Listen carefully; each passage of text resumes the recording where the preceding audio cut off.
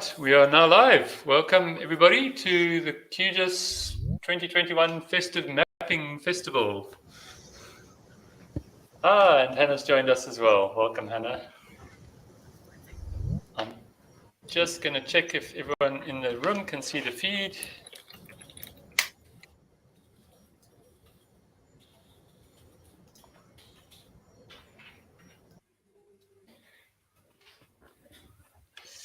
Right, so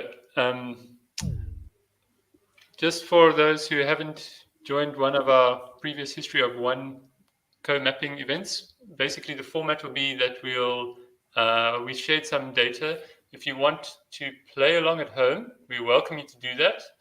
I'm going to put a link in the chat, in the live stream chat in a minute, of where to find the data. All the panelists here have all been given the data beforehand as well. And they may or may not have already prepared some nice looking cartography or fun maps or something with the data. And we'll just move around the panel. Sort of when we go from person to person, you can quickly introduce yourself if you haven't already.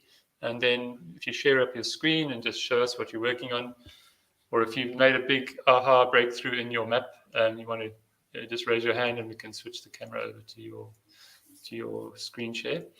And if you're watching on the live stream, like I said, you can follow along, and there's a place that you can share your maps at the end. We've got some swag budget, so if you do participate and share a map, we'll be sending out some cups. Some QGIS mugs. Who's got a QGIS mug on their desk that can hold up one as an example? Nobody. We're all Hans, you're usually the swag man. But as budget allows, we'll send out participants a mug, a QGIS mug. So we don't have an infinite budget, so if there's 10,000 of you, we'll run out. But hopefully there'll be enough for everybody who participates. And to participate, then you'll just share your PDF or a PNG or an animated GIF onto the, there's an issue tracker on GitHub where we put all our submissions, and you can go and vote on each other's submissions as well, and you can see who's got the best festive map of 2021. So that's it. I'm going to put the links in the chat, and we will jump over to in clockwise order of what I see on the screen, Alex McPhee, who's joining us from 4 o'clock in the morning somewhere in the world. Where are you, Alex? Could you introduce yourself quickly? And hello, yes. I'm Alex McPhee. I have an independent practice as a cartographer. This is my first year. This is my first year in business, and it has been pretty fun. I live in the very, very rural community of Val Marie, Saskatchewan.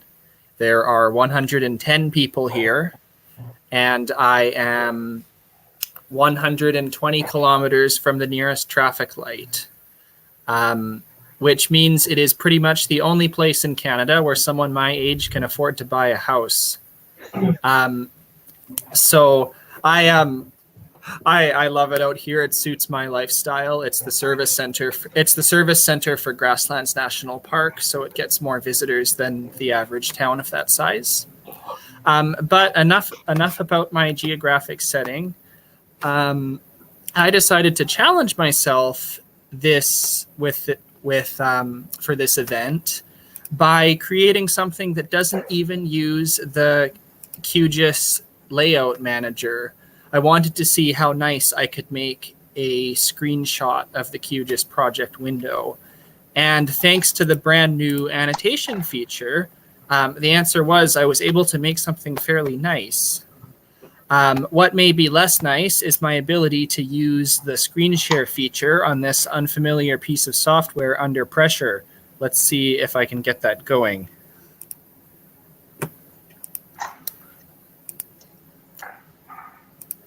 And once you have shared your screen, if you could just remove the little bar that says you're sharing your screen off the bottom, that would be great. Yes. Is this all coming through properly? Yeah. I can no longer see you guys. Yeah, no, we can see it. All right. Now, Um, let's. Oh, coincidentally, when I reloaded this morning, it actually loaded at a different scale than it was designed for. So let's punch in 40 million again. There we go. I was thinking of interesting Antarctic data sets that I could visualize because I figured that the competition at this event would be pretty fierce. So I went with a fairly short and fairly interesting Wikipedia article, which was a list of churches in Antarctica. Apparently, there are 8, although the ice chapel at the Belgrano base doesn't actually have a purpose-made building. It's just a cave with some furniture in it. But I was able to, because the spirit of the challenge said to use the provided data set plus anything that you were able to digitize quickly, I was able to punch in all of those coordinates with one of my favorite QGIS tools, which I think is a plugin, the lat-long digitize plugin, which does exactly what it says. It lets you punch in coordinate pairs. So if you have a table of coordinates, say from a Wikipedia article, then you can process something like that manually really quickly by reading them off one side of your screen and copy pasting them into this little feature. I also tried to challenge myself by doing all of this by making all of these little cross symbols using native QGIS features. So if you go into my 2 symbols here, this lovely Orthodox cross, there are 3 Orthodox churches on the Antarctic continent, is actually just made out of 3 lines, all styled and rotated to line up in the shape I want. This is surprisingly powerful. I'm surprised how many simple shapes can be made just by using this feature in the QGIS symbol menu that I'm circling with my mouse, if that's visible at all. But by being able to... Alex, sorry to interrupt you, but I think you only shared the one window, so we don't see when the pop-ups for the layer properties open. We cannot see what you're doing there. So if you could share the whole screen instead, that should fix the problem. Or use the symbology panel on the side, so you'll see it. Yes, I wonder if docking this will solve this issue. My performance is also fairly bad this morning, so we will see if there's anything to be done about it.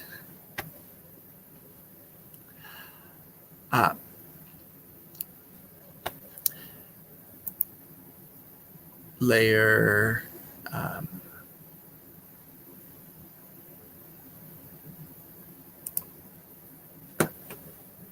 No, oh, here we go. Is the layer styling panel visible? Yes, it is. Yes. Yeah. Cool. Thank you all for your forbearance. So yes, so here we can see that this Orthodox cross is just a combination of 3 lines.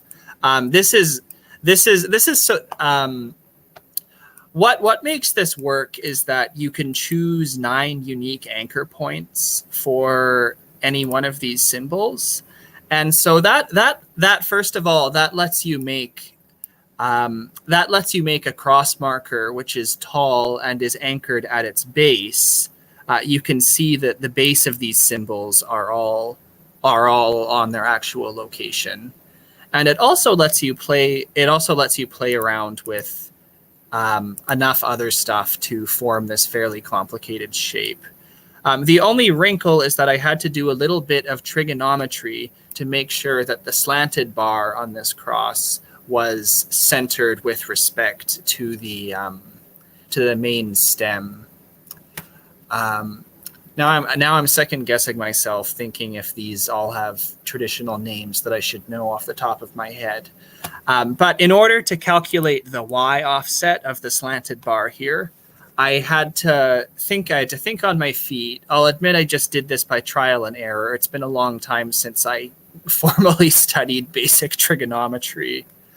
I took the cosine of 75 degrees and I used that to calculate.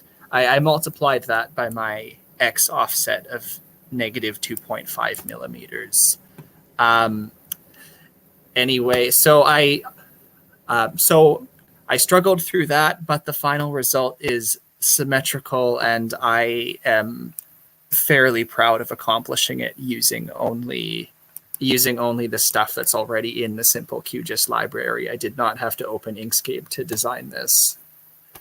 So that is my favorite part of what I have done for this challenge, but I will now cede my time, and I look forward to rotating through the other people on this panel.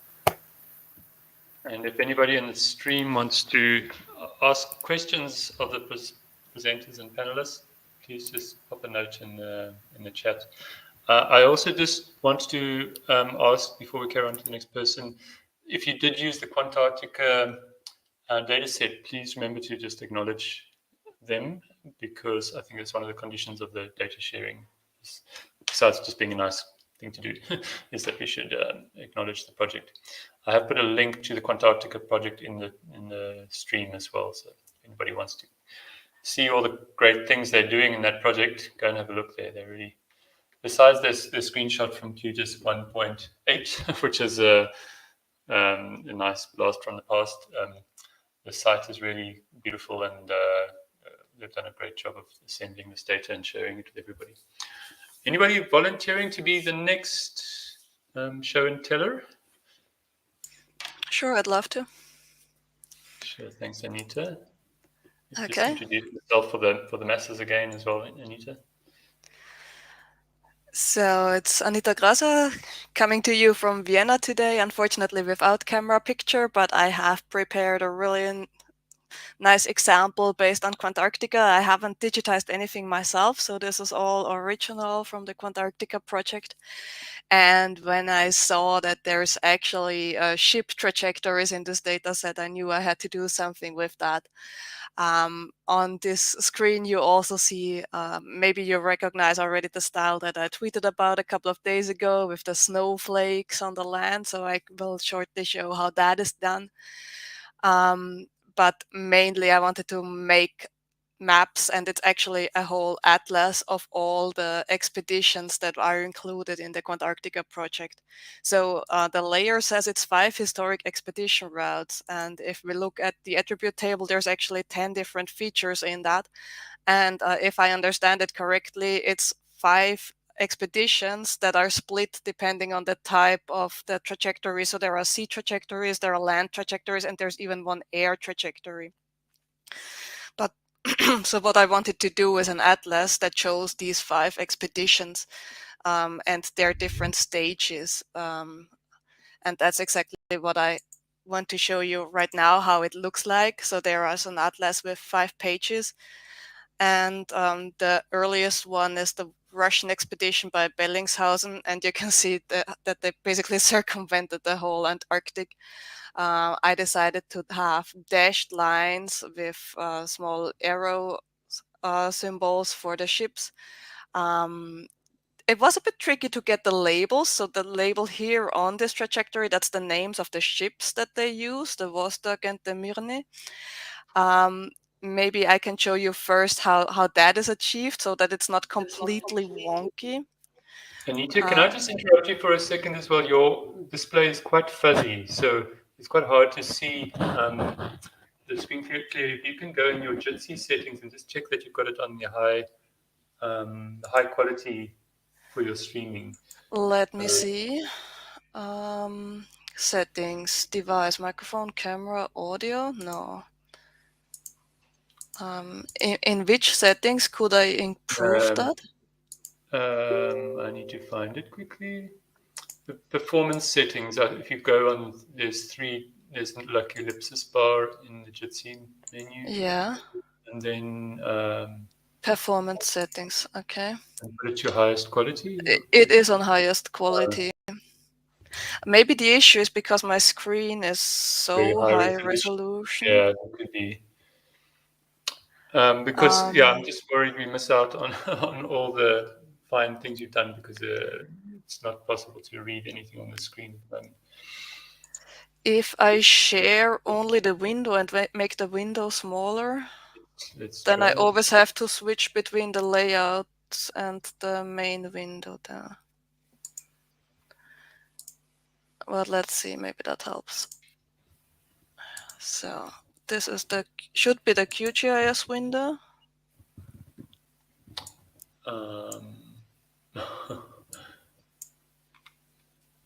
It's, I would say, a bit better. Anyway, hopefully in the stream you'll let us know if you can see it okay. I've made it like half the size now. Yeah, I think it is a bit better. It's a bit better now. Okay. I can at least read the writing. Thank you. So there's one trick for actually putting the ship labels on the trajectories here. So first of all, I decided to only show the labels if the type of the trajectory is C. That is pretty basic. So whenever there is a route that goes over land, it will not be labeled with the ship name, which would be weird if it did. But what's really important is to include the new geometry generator feature here, because without it, it may either completely fail to place a label, or all the individual letters are just wonky and pointing at random directions. Like here you see the I and the R, they are kind of off at weird angles and overlapping partially with the M here. And to just make this much, much smoother, we can simplify the geometry of the trajectory and we can smooth it over.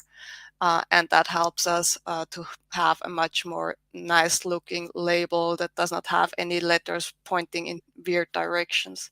Anita, just could you control scroll wheel in the geometry generator box just to zoom it, because people are still struggling with visibility, just to zoom the text up.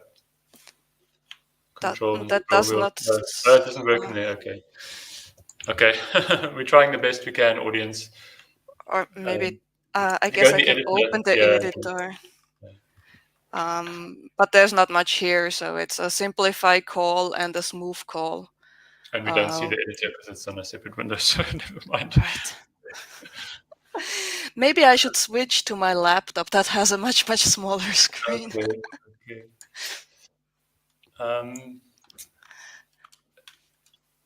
Yeah, maybe someone else wants to take over. Yeah, maybe if you, it would be a shame you've done all the work and then you can't see all the things you've done. So we'll jump to the next person and come back to you in a few minutes. Yeah.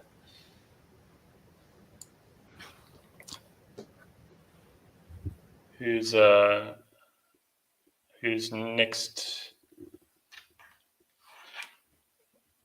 Nyall is hiding away behind his microphone, hoping nobody asks him yet. Yeah, I can jump in if you want. Let me see if this works. Now I'm doing the button to screen share. If you could just remove the sharing bar at the bottom, thanks. Yeah, you got my screen now. All right. So just the background. This is what I'm going for, right?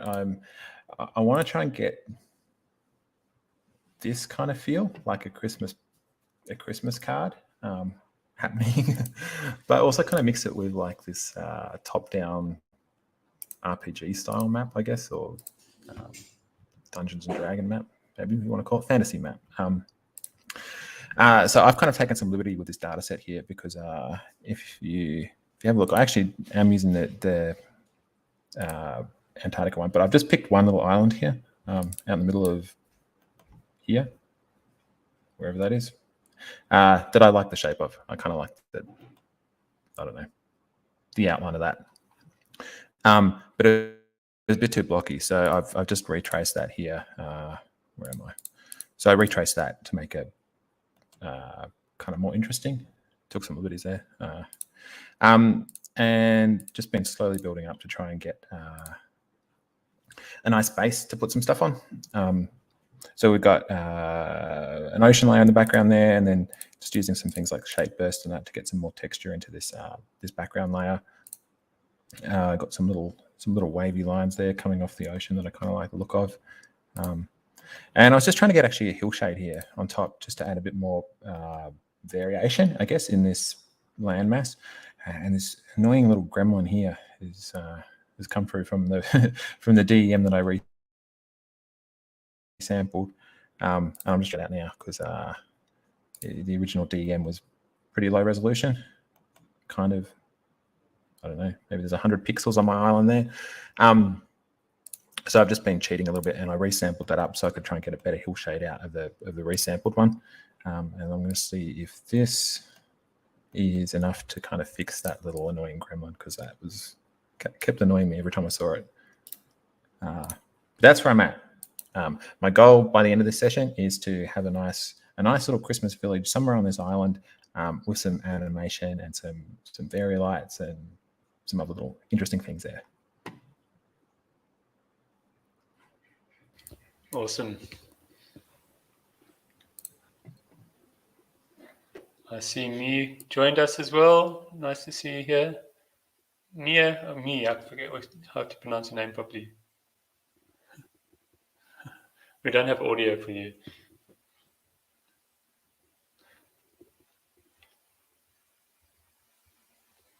And Raj has joined us, and Silviwe, and Topi. Has anybody got something they want to share? Hannah, I was looking at you as I said that. I don't know how you knew. Hi, hello everyone. Hi. I'm Hannah. I'm currently in the Philippines. So it's time check 6:22 p.m. on a Friday, and I'm happy to be here with you. I did a bit of an old school thing for today. I kind of panicked last night and messaged Amy saying, I don't have anything for tomorrow because, typhoons and life. But I quickly did something today. I'm going to just show you the base map that I did. So I used so it's asking me for permissions. And then share. All right. Oops, it doesn't want me to share. So basically, I used the data from Antarctica, and it was amazing. I went to the website to add a little bit more from the one that we had at the GitHub link, and my computer gave up because I decided to drop that zip file in QGIS, and it was a lot. So I had to open up that zip file and then just drop them one by one and then figure out which one did I want to use. Let me try this share again. Nope, it doesn't want to. But so what I currently have in QGIS is just basically pulled the data that we had, tried to style them based on what I wanted, because I wanted to do a base for my hand-drawn map, because that was one thing that I could do quite quickly and was just like something relaxing that I could do for the day. So because my screen won't share, I'm gonna do it old school. So what I did, because I didn't have much time, I kind of cheated. So I'll show you what I did. So Hannah, if you send me the image, I'll put it up on my screen as well. Try the analog way. Let's see how we get on. Oh my God. Yes, I can do that. Where do I? Can I drop files in Jitsi, or is it? I have no idea, but let's find out. Otherwise, you can drop me an email. Let's try if this works. I don't want to. Okay. Yeah. So basically, what I did, because I didn't have much time, but I wanted something, fun to show, was I made a base map in QGIS, And then I printed it out. And I can actually maybe share it after, so I don't have to take much of other people's time. But basically, it's just, print out your base map. And if this is intimidating for you, don't be intimidated if you haven't really done a hand-drawn map before, because there's a beginner's trick. Get a pencil, shade the back, and then trace it. It won't be as scary. So this is my trick if I want to show something very quickly. Doesn't feel as authentic, but hey, you get a map on piece of paper. So the data that I used, if you can see my little penguins, I wanted to show where they live in Antarctica. So I have little hand-drawn symbols there. I want to put little hats on them for Christmas and maybe a little, lights and stuff, but I didn't really finish it. I used the Dormy Dots style here. The colors don't really mean a lot. I just wanted something more blue and, kind of festive looking, even if they're not really Christmas colors. So I hope every little penguin would have its own little Christmas thing after I'm done with it. So this is all I've got. I can share the photos after. Thank you. Yeah, if you can maybe attach your pictures to the GitHub page. Okay, I can do that. Just as a comment, then everyone can see it there. It looks beautiful. Okay, thank you. And Hannah, if you want to share your screen, I think you have to use Chrome or something to. And if you maybe on Firefox, maybe that might be the issue. But for next time. No audio. Thank you. Who can we jump to next? I have a short one. Oh, Klaus. I've learned something.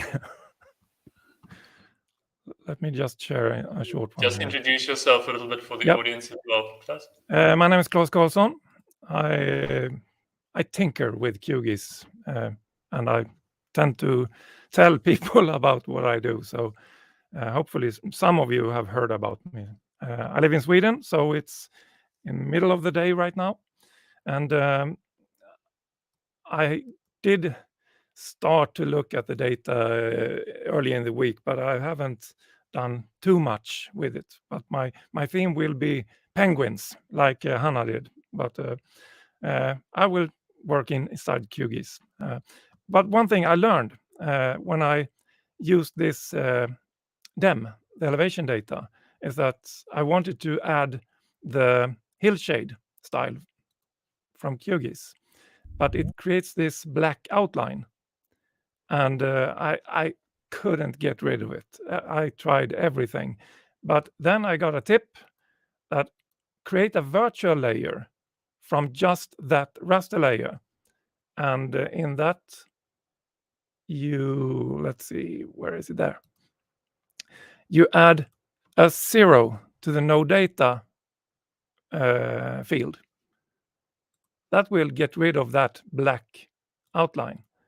So now I can do that without any additional data and so on. So it's just a virtual layer based on the first elevation data. So now I can blend that and play with that a bit more and get it the way I want it. How did you get such beautiful smooth gradients, Klaus? Yeah, that gradient, actually, that's from the CPT City. Where is it? There. And I found that in precipitation. There's a wiki ice Greenland. Oops. Now I need to redo it. Anyway, there will be some penguins. I created an SVG for the penguins, and I will place them. There's an undo button at the bottom of your styling panel if you want to quickly revert. Just go down a bit more. Just under layer rendering, those two arrows. Yeah. Okay, there. There you see my penguins anyway. That will be penguins. So I will continue working on that, and you can check in on me later. Oh, well, Thanks, I've already learned something here. I've been using QGIS for 5 years, and I never knew there was history for layer styling. Only if you're using it in the layer styling panel, unfortunately. Yeah, that's a useful thing.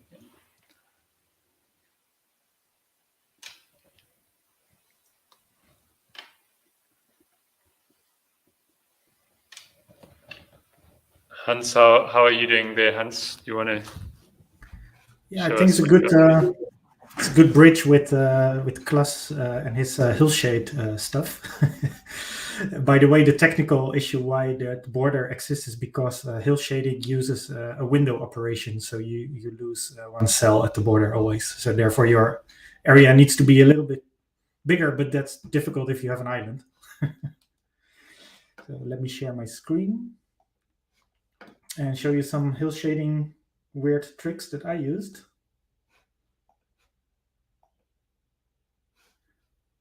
Should be visible now.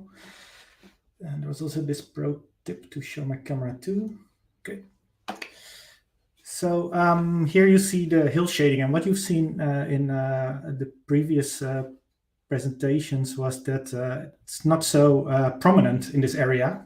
It has to do with the course resolution and the scale of Antarctica. So I just try to focus on a little part of it, which is still huge.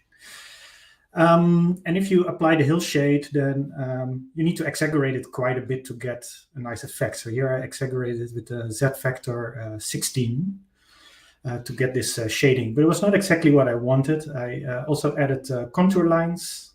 That gives a little bit of the relief here. And I did an inverted polygon shape burst fill for the coastline data. It's this one, but you had to dissolve it. And I added an extra white line for the shore. Normally we do a little black line or a gray line, or remove the line at all as Klas did. But in this case, I wanted just an icy shoreline, so I made it white. But then I thought that's not really good enough yet. So wait, first let me show what features I've put on top of that. I'll use this preset for that. So I had added also with penguins, which seems to be the theme, the Roald Amundsen route here with penguins and some of these historic stations. Wonder why it's removed here. It's not catching my map theme. That's a pity. Let me just switch on then what it should be. So this looks completely different. This is not hill shading what you see here, but what I did, I calculated the flow direction, which of course is a bit strange because this is ice, but with the PC Raster Tools plugin that Nyall and I have developed, you can calculate the flow direction. And then you can get all these subtle differences that we have on the ice sheet more prominent. And I blended that with the colors to get a bit of coloring on that. Let me see here. The contour lines are on top of it, but I also exported it to a mesh layer, and that's some functionality that there is in the Crayfish plugin. There's this new tool since Monday to convert PC Raster local drain direction, so the flow direction map to grid, which is a mesh format. Previously, we developed it already for Saga, and Lutra Consulting implemented this for PC Raster now, and with the Crayfish plugin, you can simply convert a flow direction to a grip, and then you use the mesh styling options to get these arrows styled. So this is the layer styling panel, but then adopted for mesh data, and you need to switch off the contours, switch on the lines, and then tweak this in such a way that you have these subtle arrows. So I have here a little bit blended contour lines. I have the arrows of the flow direction of the ice, I assume. I got the subtle shading from the flow direction raster, and then on top of it, I have these vectors that were provided by this nice data from the Antarctica project, and I added the data credits when Tim mentioned it as a decorator here. some people might not know it, so to put it here as a copyright label. That's what I did. Absolutely stunning. It looks like glaciers, those 6 stripes going down. Exactly, you can really see those tracks. So I think that's indeed the realistic way of representing those ice flows in this map view. Very nice. Did you try to put it in 3D yet? Or? I have a bit of an issue on this computer. It's faster than the other one. That there are some magic NVIDIA settings, but somehow I don't get the unique combination that works. So it's a lot of trial and error. If anybody has tips on that. So what it does, it will render a black screen. I had it work once, but I couldn't reproduce it. Okay. I don't have any tips because mine just happily works. Wonderful. How about Mia? Are you doing anything exciting there? Do you want to share with us? Your audio is on mute, Mia, so we can't hear you. Okay. Topi looks like he's ready to show something cool. Yeah, I'd be happy to. Yeah, so my name is Topi Tyukanov. I'm in Helsinki, Finland. I work at Gispo with open source tools and with QGIS almost daily. I started a few years ago a thing called 30-day map challenge. Maybe you've encountered, or if you've been able to avoid it on Twitter, let me know. But yep, can you see my screen? Yes. Okay, so I prepared something like this. It's a pretty nice data set actually, and it was super fun to work with it.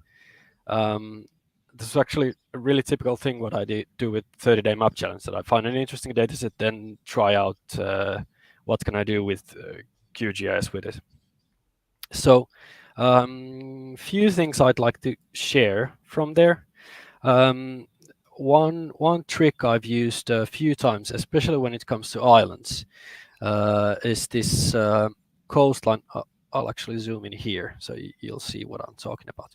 So I'm talking about this pattern here, which you see quite often in older maps. So I've done that in a way that I've taken the actual the island or the islands, and then I've created a multi-ring buffer for them. I created 10 buffers of 50 kilometers each. And then after that, I've dissolved those buffers by ring ID. So basically by length. So that's why you get this sort of effect that they dissolve based on the distance, no matter where they're coming from. And then I organized the layer rendering for the buffers here, which is quite hidden here, but sometimes it's pretty nice. You could also do the same thing only with geometry generators if you would use merge features and a geometry generator expression like this. But I thought that maybe for demo purposes it was a bit slow because it does like buffers and everything on the fly. So I thought that I'll just prepare it in advance. So then I have those. Then I'll actually take the elevation areas still off. Yeah. Then I have the actual land or the island. And then there I have some subtle inner glow and outer glow.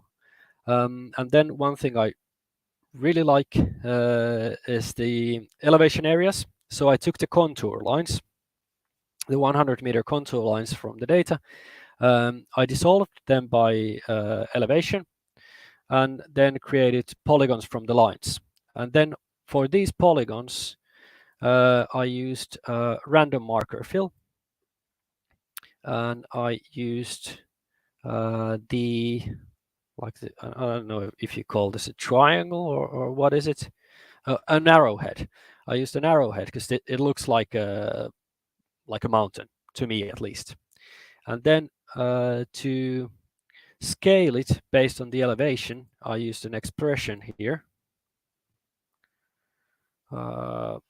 This is highly very much unscientific expression, but I just wanted to really highlight the highest peaks and not to show them really on the lowlands. So I used this sort of expression to scale the symbols. So where you see higher peaks, there's really like higher mountains there. And then because in cartography and in general, imperfection is digital perfection, I rotated the symbols a bit. So I used an expression also on the rotation front, a random function. This is actually, thanks Nyall, I've learned this from your tutorials, that each of the random markers are rotated, so they're not exactly straight. So it gives, at least in my mind, it gives like a nice feel to these symbols. Yeah, and one thing I wanted to show also on the buffer, on the multi-ring buffer that I've used also here. As you can see, they go thinner when you go further away from land. Here I've also used an expression to change how thick the lines are. And then I did some basic labeling on top, and then I also added the ice boundaries just for to give it like more texture, the whole map. And the final result looks like this. That's absolutely beautiful, and I really like the way you did the Arctic Circle with the text along the line as well. Yeah, that's also a trick I've used a few times. That the Antarctic Circle is here, so I'm not using a symbol at all. I'm only using a label on that feature.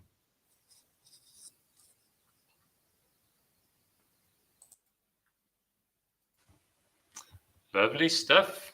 We look forward to seeing you post that on the issue tracker as well, so we can go and gaze at it in more detail. Yep. Anita, did you manage to get your laptop online? Yeah, the project should be working here now. I hope that's not a resolution is not an issue anymore. Should we give it another go? Sure. Let me know if you can now, for example, read the geometry generator statement or not. Currently, you can also press Control and plus in that box, and it will make it bigger. But it's also really much clearer. Not on Windows. But at least I can now open other windows, and you can hopefully much see clearer. that. Thank you very much. So we were discussing how to put the ship name labels there, and basically the ship trajectory can be simplified like this and smoothed, so that the labels have also then a smooth presentation. Most of the other things that are going on are also related either to labeling or to the atlas usage. So you see a couple of historic stations all over the place, and those are filtered based on the years that they were active. So that should be the same years as the expedition. And I've done that by having an expression here that is basically checking whether there is an end year set for the station, and if there's an end year set, that it's before the expedition ends, and also the start year, of course, we are checking as well.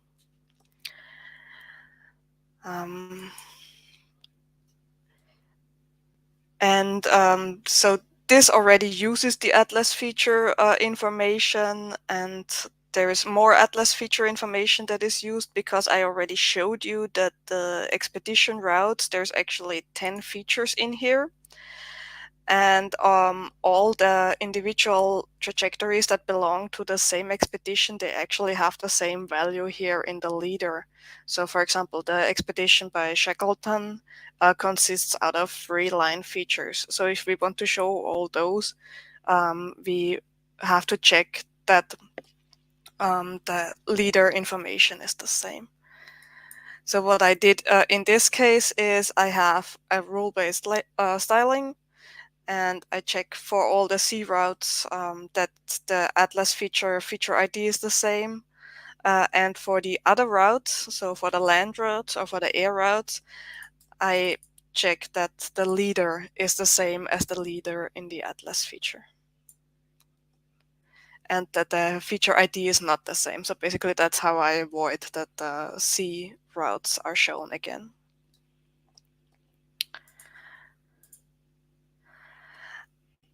And with that, basically we have an atlas here that goes through all the sea routes, which are, there's one for each expedition, and that enables us to have this atlas here with the different expeditions, and it shows both parts, the sea part as well as the land part, and the historic stations that were active during the same years. For the snowfall feature, that's also labeling, which puts Unicode symbols here along the on the land at more or less random places. I've already shared that on Twitter, but I'm planning to share the whole project in the near future. We're probably going to put it online on the Locate Press blog as a kind of downloadable content for the QGIS map design book. So you can have a look and play with it, experiment.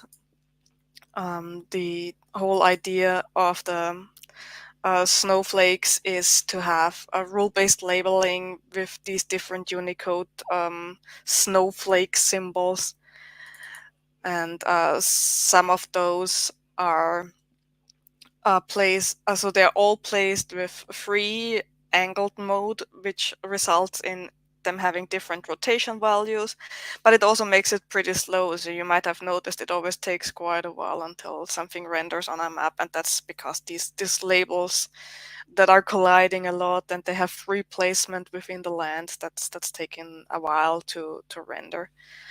That's why it's more slow than you would expect usually. Also, the size is randomized. You already saw that before, how you can have a random function in the expressions. Oh yeah, I guess that's that. Did you say you made an atlas and printed everything into one PDF? Or? Yeah, so obviously this PDF can be multi-page, or it can be single page, depending on what you choose on the export.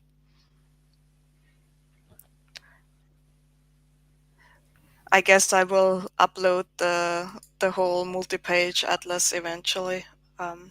Yeah, that's what I was about to ask. If you could share it on the issue tracker, that would be great. Absolutely. That looks really beautiful. Thanks. And as I said, I will also share the whole project later around Christmas, I think. Wonderful. We also had some people, Hannah and Alex, already shared some of their products on the issue tracker. I put the link in the live stream feed, so if you want to go and have a gaze at their works of art, go and have a look there. It's really nice to see up close and pixel by pixel, or felt pen tip mark by felt tip. Well, that's a mouthful to say, but pen mark by pen mark for Hannah's beautiful hand-drawn maps. I like all your penguins, Hannah.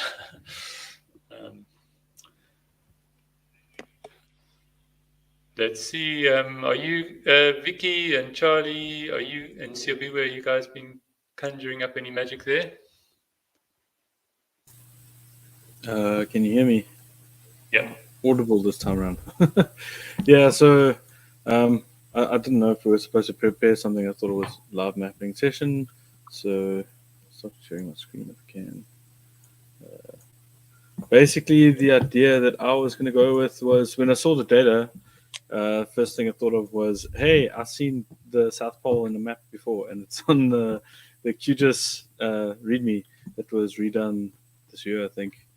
Someone added like the first thing you see on the page is this little temporal animation. Open image in new tab, maybe see it bigger. So I figured if we're doing live mapping, a good idea with this data might be to try and recreate this like on the fly and see how far I get or how I do.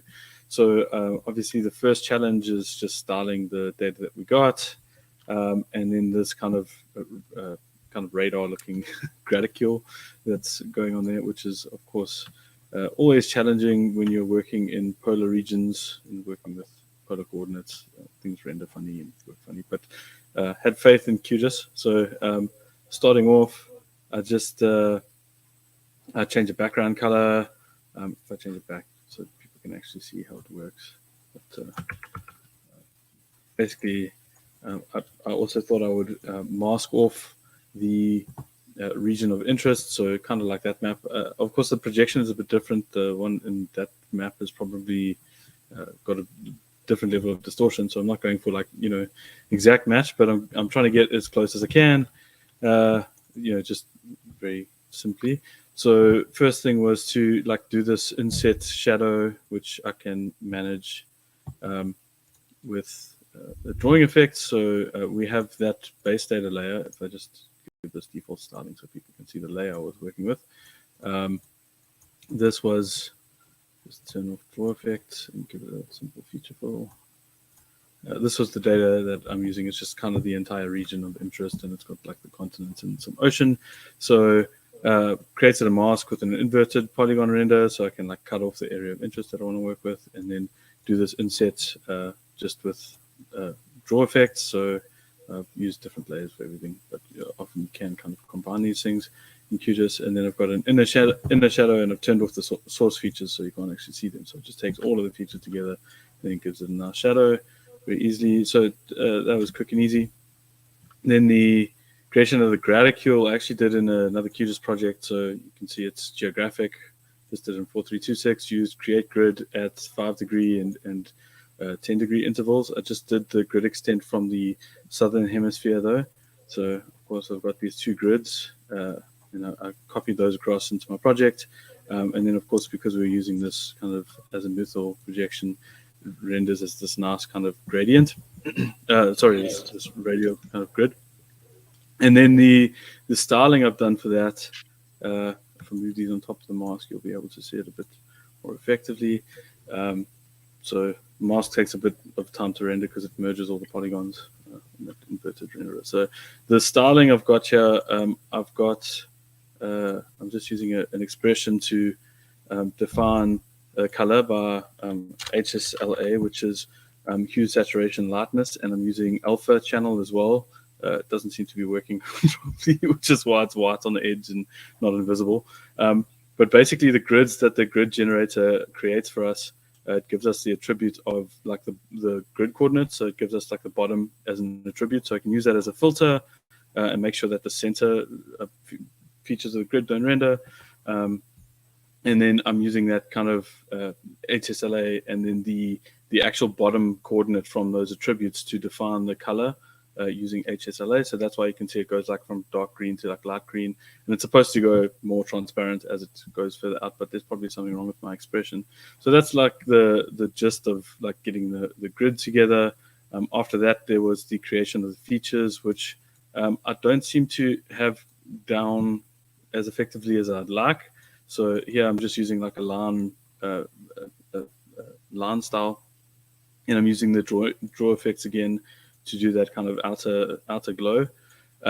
So in the one on the QGIS README, there's obviously this is kind of masked out. So I could probably try and fiddle with like the source features rendering and use like a full polygon or something to mask it off. But Haven't quite worked out how I'm going to fix that, but it's mostly right. So that was the basic, get everything into place, and I've got now my most of the map is in place. The next section was like this kind of temporal animation, of course, which as Anita and Tim was chatting yesterday about it as well, this kind of these historic expeditions I thought could be used for something similar. This is probably like tracking ice flows or something else, but I figured I'd do it with the vessel positions or like the tracking. So if we take that on and we just make it blue, we've got most of the project in place. I just need to change my background color back. Right. And yeah, that was the gist of it. The next challenge was kind of to split up this historic data. So if you have a look at it, I'm obviously hiding most of the attributes, like which vessel it was and whatever. I filtered it by only sea journeys, and I set it up that I just took the start and end dates together, and then I've got a virtual field being calculated here. In QGIS, you can add this virtual field, which just gets stored as a dynamic value in the project. So this is basically end date minus start date plus 1 to like make sure it's inclusive, and then I've got a year. So I did it in memory and then just split it without actually mutating the underlying data, which was great until QGIS crashed and had to redo it. So I saved it this time. But then, yeah, just splitting the vector data into different expeditions per file. And the reason I'm doing that is because I want to try and get months from like actual IDs when I segment them. And obviously if you've got them all bundled into one file, it's going to be a bit more challenging. I haven't really got a better way to aggregate it at the moment. So I just split them by the ID into separate files. So that's what you can see here. I'm just working with the first one for now. So if I turn off the rest of my map, you'll see this is kind of one expedition that I was working with. And I've got those start, end, and took how long the journey took. The reason I didn't use length or time or something like sensible for that field name is obviously to avoid collisions. So I know what it means. Sorry if everyone else is confused. And then I have split them up by using maximum length. So I just used an expression here as well. If I can remember what it was. I think it was length divided by the journey length, that took field times by, I think, 11. So the way this maximum length field works is like you'd want to do it by 12 to get 12 months per year. But I'm doing it with 11 because it leaves like a start segment. So I want to have like, derivatives of 12 features or whatever. And then using field calculator, separate, if it's between 1 and 12, then it's the start date plus, or just the start date. If it's between 12 or 13 to 24, then it's start date plus 1, etc. So that's kind of how I get my year value. And now I need to come up with something clever to use these kind of row numbers. So I use the row number to recalculate the feature ID. And I just wanted to visualize this and check that it is actually sequential. So this is going to be split up essentially in the order that the features are digitized or whatever. So just making sure that it makes sense logically. I might have to invert it. I don't actually have any specific knowledge about these journeys. So maybe wrong, maybe right. But I seem to be on the path to creating these kind of temporal lines where I have like a year field, and then hopefully based on like I'm thinking like to just do separate modulos. I don't have a better way to kind of cluster by attributes by year to get like a month value, and then hopefully make a temporal animation that looks very similar in effect to this QGIS landing page. And then I've got an expression that I use in another project to strip out the animation date as well, so I can have the date animate with it. So that's the plan. Hopefully I wasn't rambling to myself and people can actually hear me.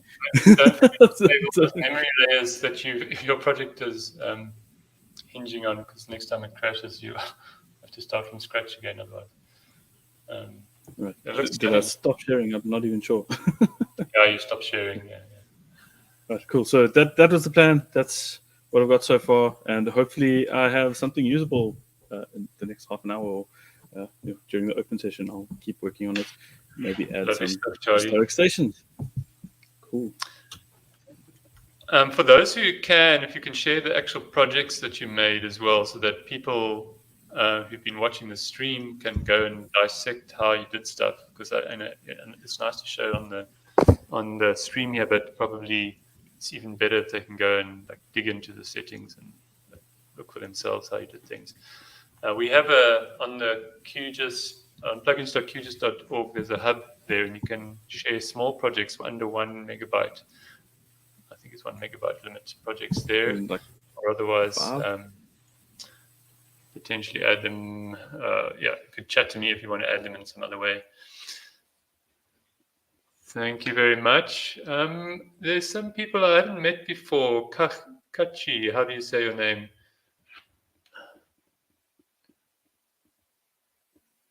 And nice to see Alessandro Passotti is here as well.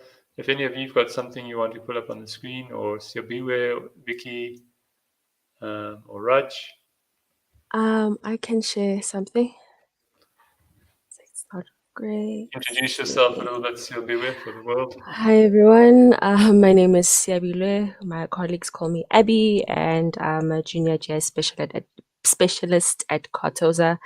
And yeah, let me show you what I have. Full screen. I hope everyone can see my screen. Yes, you can see it. Okay, let me just minimize this.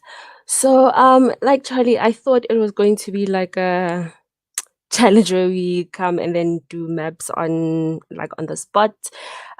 So during the session, I haven't really thought in terms of what I wanted to do. So I just decided to just play around the data sets. So with regards to the data sets, I took historical stations, the emperor penguin layers, the contours, the rock outcrop, the lakes, and the coastal outline. So with the coastal outline, I did like a shape burst, and then with the other one, then I did an inverted polygon for Antarctica, and then I added an elevation, the elevation data, the DEM data, and then created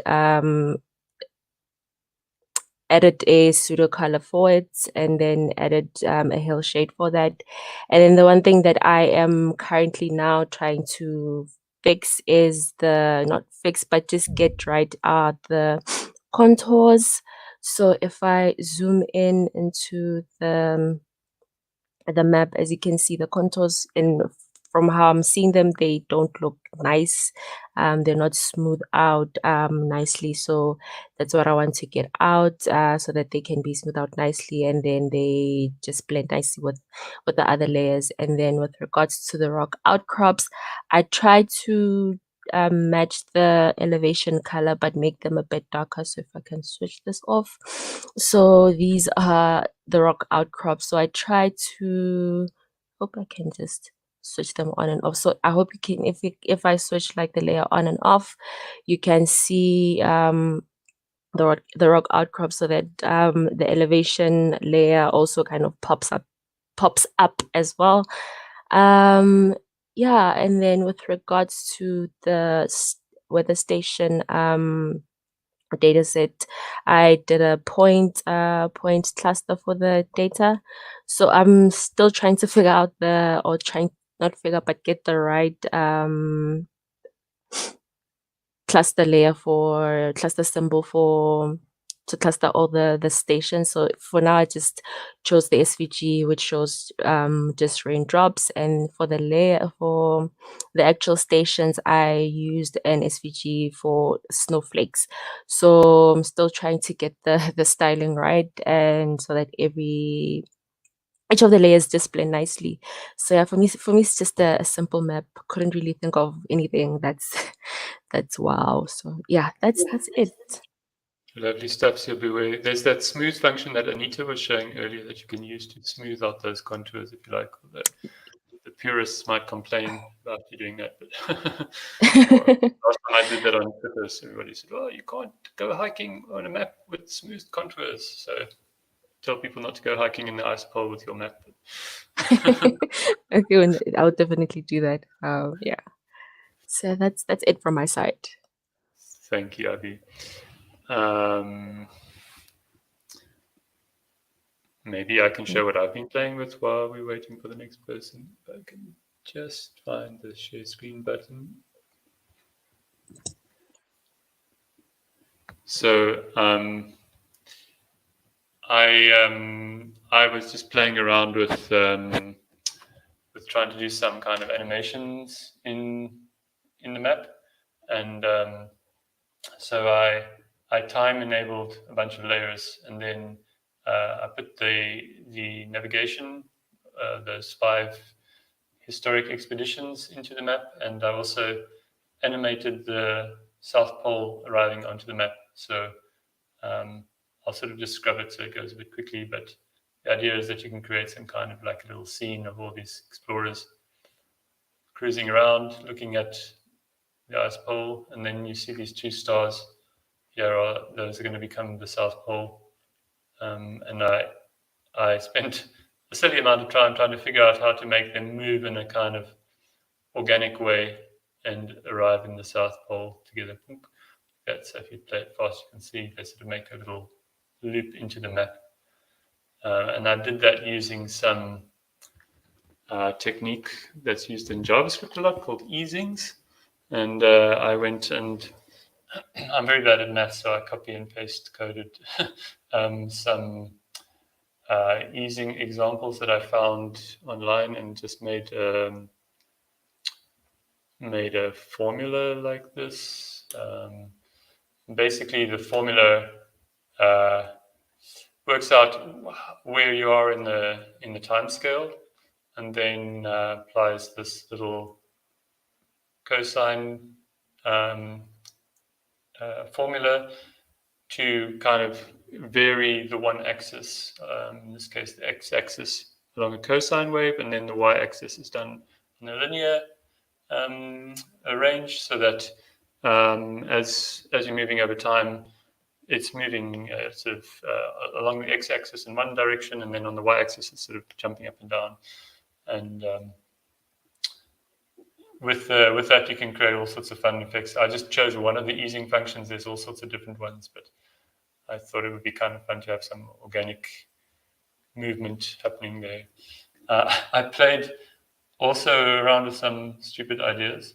I have a long list of stupid ideas here. So this one is to try to make some of the data actually float into the map. So there's the ice areas sort of like arriving into the map like this. I don't know how practically useful that is, but just seeing what else I could animate in the same way. And at the moment I'm busy. I see Hans and I go to the same penguin shop to buy our penguins. And I'm busy playing around with some penguin animations.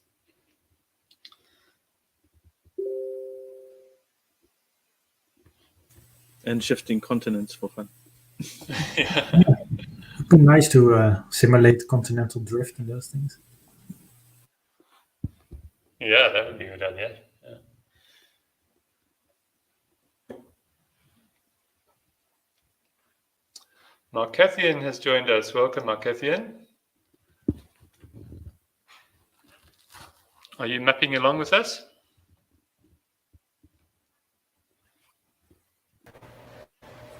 Good morning. Well, it's morning for me. Good day to everybody. Well, no, I'm actually getting ready to go to work down to my office. I'm about to leave the session and head out the door to get a bus to go into my office. So it was wonderful. I learned a few new things today, this morning whilst getting ready for work, but I have not been actively mapping along with you. Okay, you can always participate later. You can just, if you want to join along, you can just make your map and add it to the GitHub page, and then I'll wait a week or something and then go through the list there, and we're sending out swag to the participants. Okay. Nice to see you here, Markethian. Yes. Well, I'm actually going to leave the session right now. I'm not going to be able to follow on whilst I'm on the bus. So I'll probably join the other activities when I get to my desk. No problem. Alessandro, are you online? Are you busy mapping along as well, or are you just watching the fun? Oh, you ran away. I'm working on QGIS, but not mapping. Sorry. Okay. Hey, Tim, do you want to see the animation that I've been working on? Yeah.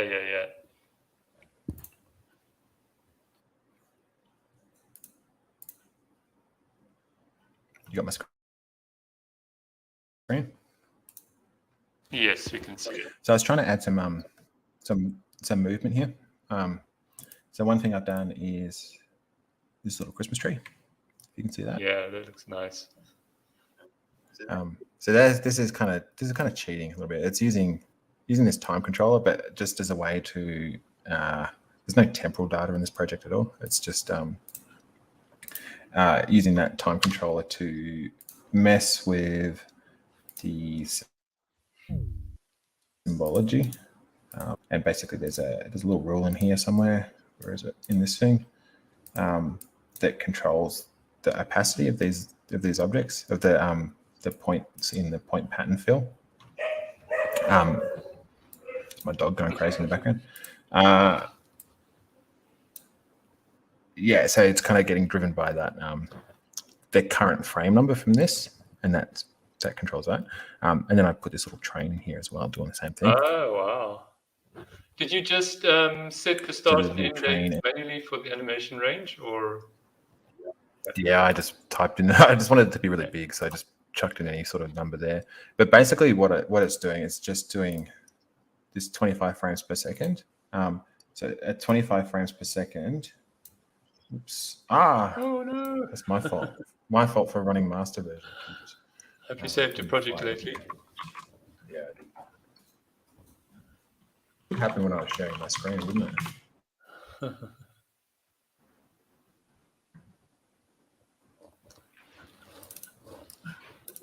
Where was I?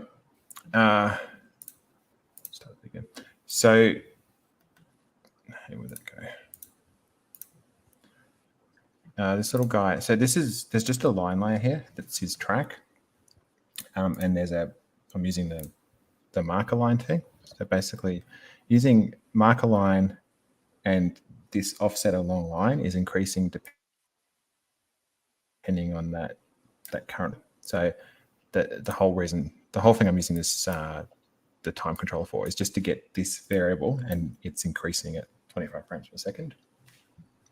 And that basically becomes the thing that's changing the position along this line that mark is happening at. And then if you do this thing, you can use this assistant for this, and then you get the nice ability to set this transform curve. So I've done this so that I can add in a whole bunch of jaggedness to this input variable. So the input variable is kind of moving smoothly. It's just 1 frame every 25 frames a second. But I want it to kind of speed up and slow down as it goes up this track. So it's using this mapping curve to sort of make it go faster and slower and just look a bit more interesting than if it's just a smooth constant speed. So it sort of slows down a bit and speeds up and moves along like that. So I've used that for that, and then I made this little reindeer guy as well. So they're the same; they just follow their little tracks and using that same kind of thing. Right. So they follow their little tracks, but they stop every now and then using this curve. So the curve sort of almost stops to like a flat thing there. So they stop and have a little feed. If I had more time, I'd try and draw one that like walks, maybe. Reindeer bush detector. Yeah, he could bend down and eat food or something every now and then, but I don't have time for that. Oh man, that's beautiful. It's getting a bit more interesting. I might try and add some clouds. Some clouds that go over the top now. You could make that game like, those traffic controller games. You could make a bunch of railway tracks and then have it so that you got to like orchestrate the trains so that they don't crash. Yeah, I want to see somewhere like a SimCity style, and then you can just, make you have your real road network and your real rail network and that, but then you have little pixelated trains going on them because why not? I guess you could digitize your railway and then it will just follow as you're digitizing, right? Or well, the problem is when you digitize, like if I do this, you just get that red line, but then as soon as I finish that, then I'm going to get a little trick. It's going to start moving. Oh, he's just going to go super slow because he doesn't have a very big path to go. Let's give him a different one. Why isn't he moving? Oh, he is. He's just going slow, I think. we have to commit your feature maybe. Oh, no, it's because I stopped that. Yeah. There we go. Yeah, he's going now. He's just going slow. But yeah, so you could digitize, yeah. He's going to go... Oh, he's so cool. Going super slow. Delete those. This is my real train line. My real center train. Yeah, I might try and get some fake clouds. Can you? I always admire yours and people like Topi's gradients that you make on the coastline. Can you just show us a little bit more, like how you got the gradients looking so smooth? And yeah, let me pull off all this stuff. So just going from the bottom, what I've done is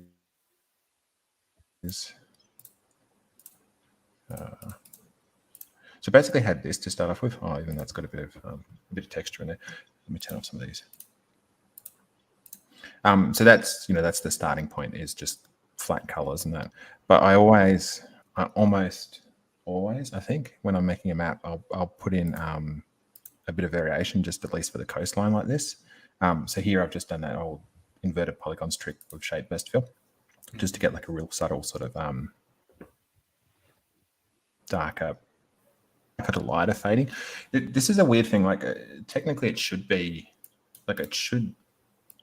lighter to darker as the water gets deeper. But I find this doesn't work.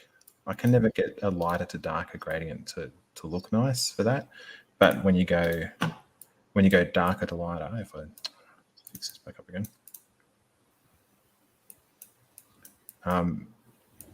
you get a nice texture, but it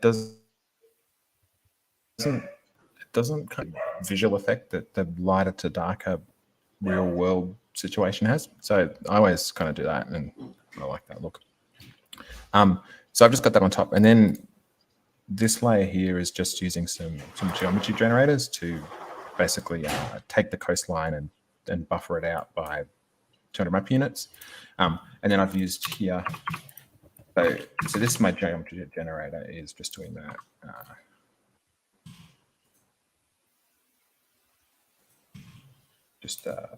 Why isn't it showing me anything? There we go. Just a standard buffer of the coastline out there. But I wrapped it in this thing, this wave randomized function that gives me this bendy kind of line that follows the geometry. I don't know why. I actually kind of did that 2 seconds before we started this stream, and I was like, actually, I really like the look of that. Is that wave randomized a new function? I never noticed it before. Yeah, that's why I'm running master. Okay. So originally, actually, I was going to just do this really small. I was planning on doing something like this. So you get just a tiny bit of variation. But when I was plugging the numbers in and it ended up looking like that, I was like, actually, I don't know why. I like it. I like the look of that for this map, and I'm happy with that. Anyway, so I just I've got it in there twice. So they've got different buffer sizes. So you get 1, 2, and they have different transparency. So they kind of fade out as they get further away from the coastline. But again, like this is the sort of thing, it always looks better if you do it subtly. Like you can really go over the top, and then it just takes away. I always kind of pick the level that I'm happy with and then pull it back again, so that the goal is basically, if someone first looks at the map, they don't even notice that. It's just giving that that bit of extra visual interest that isn't screaming out like, I've done this map technique on there. And so in this one as well, I did a shape burst on the interior as well. So I don't know if it's coming through on the stream, but there's a really subtle kind of thing here where it's going from slightly brown color on the edge there up to, so it's like, so it goes from this kind of really light brown just on the very edge of that polygon. Again, like super subtle, but it just makes it look a little bit 3D sort of, a bit rounded. And then I've just put this kind of thrown a texture on top there and thrown the hill shade on as well, just to give it again some interest in the middle of that big white blob. And that's kind of the base map that I'm using. Beautiful. Yeah, and then I put a whole bunch of stuff on that doesn't actually exist, like this. Yeah. And could you show, since we've got you on the screen, your houses? Is it a house, that little thing there? Oh, that little thing. Yeah, I was actually, because I wanted to do this as an experiment. So I've been playing around with trying to draw stuff in Krita. So Krita is like, that was my first try. That was a bad one. Like a painting program. So I've got a graphics tablet here, and I've just been sketching on the screen to try and I don't know, get a bit of a different style than what we get with the flat colors and such. So that's my attempt with that little house. I think if I had time, I'd make a whole bunch of different ones, and then you could have a whole village of different little houses and stuff. But I think this looks too flat at the moment. Like, it needs a bit more shading in there, something to give it a bit more depth, maybe a bit more shadow there or something. But yeah, anyway, it's literally just a raster image marker. So I've saved it out as a PNG, and then that's image marker and sitting there. Different rotations bound to a field.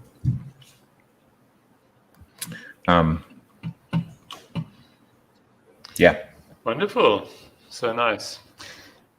We had a question from Jesus Pineda asking how to share your map. If you want to share your map, we'd love you to do so. You just need to look at the links that I've shared you. You'll need a GitHub account. And then there's this page. I'll just share it on my screen quickly. So there's this GitHub page over here. And if you want to, it's the one for 17 December. If you want to share your map, you'll see that Alex and Hannah already shared theirs. If you like their maps, give it a thumbs up as well, so that we can kind of get like a bit of or a heart, whatever. And Raymond's also put some penguin love on the list here as well, so that we can kind of like get a popularity score, I guess. And there's Anita's maps, beautiful as well. And Hannah's added some more. Maybe Hannah, you can put your progress ones into the original comment that you made, so that they'll all sort of come together as you.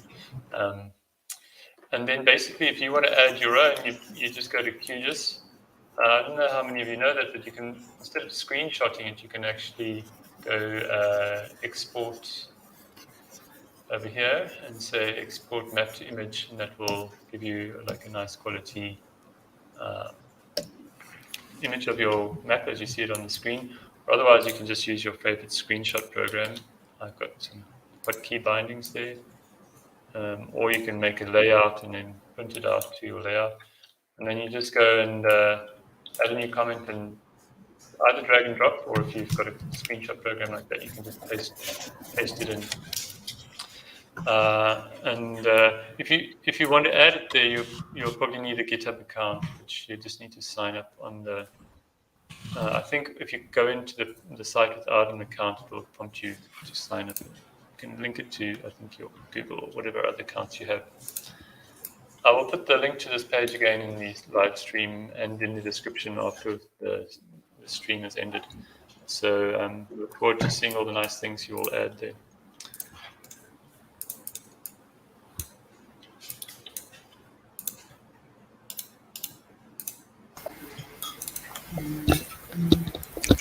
I think I've got finally made some headway on my map. Okay, Let me share let's have a my look. screen.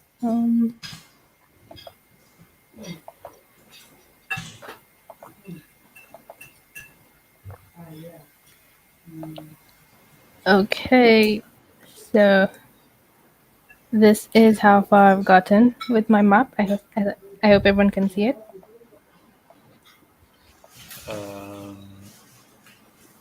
Yep. Okay, cool. So what took finally got this paper texture working because I tried to find the Starman watercolor base map, but that wasn't, the URL wouldn't load. So I just got the base map and this paper texture that I found on, I think in the QGIS repo, not the repo, just a storage.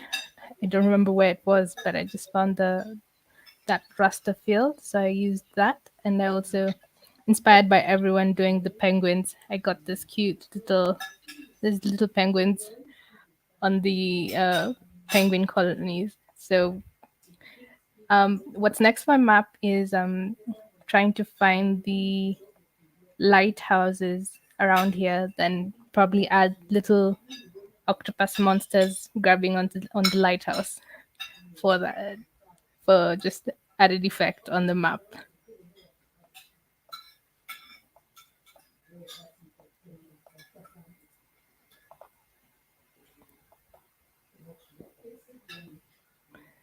Lovely stuff, Vicky. How did you get the texture on your sea? So sort of made a duplicate of the simple base map layer. So on one, I added this raster image fill, and then added the color that I wanted on top and made it just reduce the opacity a little bit so you could just see the texture around it and still have the color. Nice.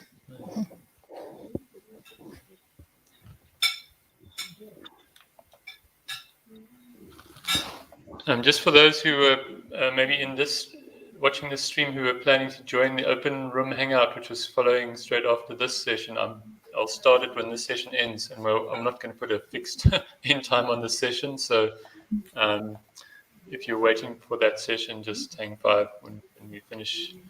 When everyone gets bored of mapping, if that happens, then we'll switch over to the other open room session.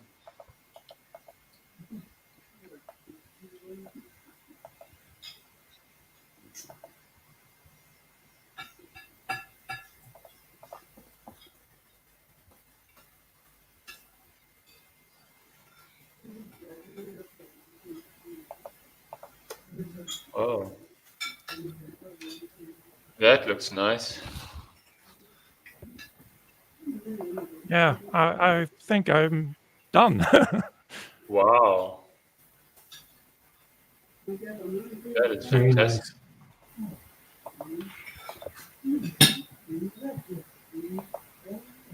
So I actually made two versions. I made one with hats as well. So, Okay. That's really nice. That is so beautiful. I could probably show you some of what I did. Yeah, it would be great.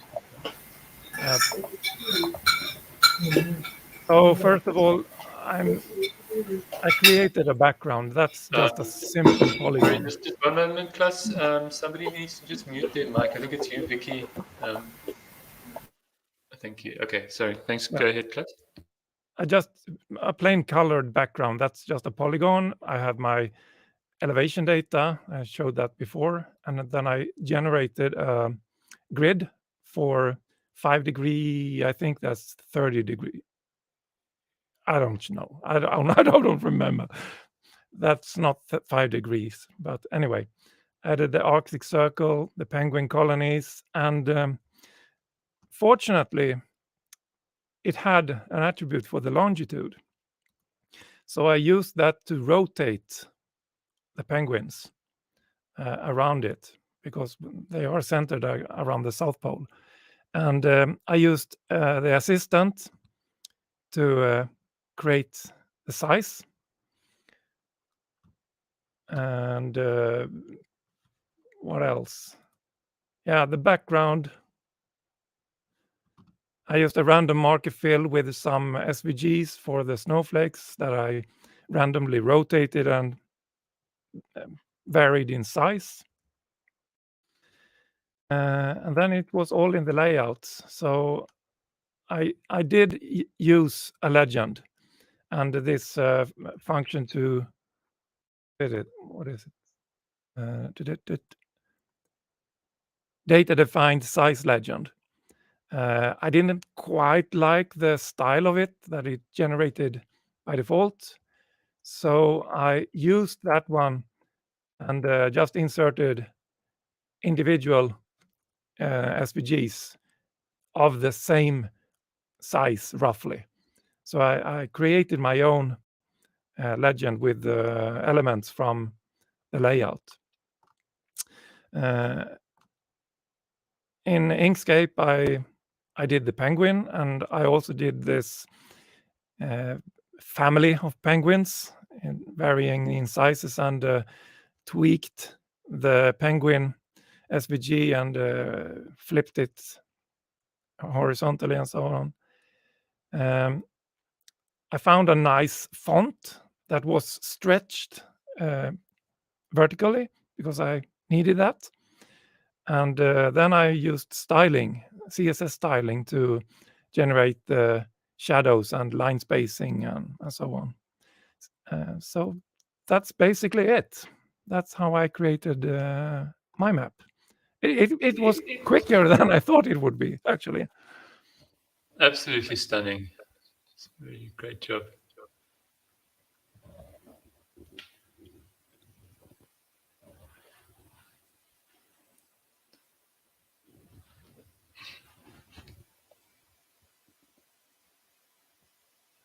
We must send all of these off to the Antarctic project. Hopefully somebody from there notices what we've been doing with their data.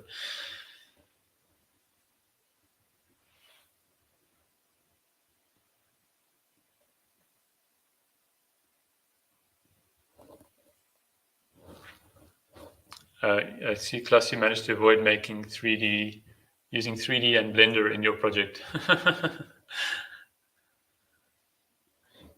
I'm struggling with 3D. I'm really happy that the crowdfunding went through. So I'm really looking forward to see where that leads to. So yeah, it's on a good trajectory.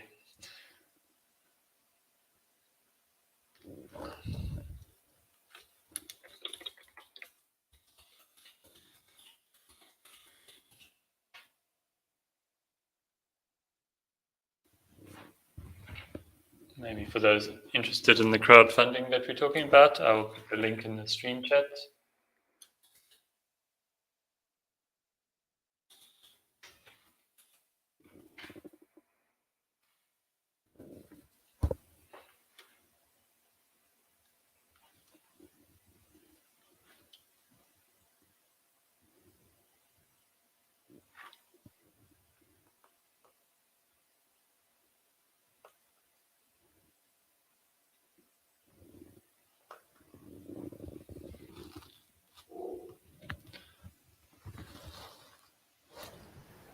I'm gonna abandon ship.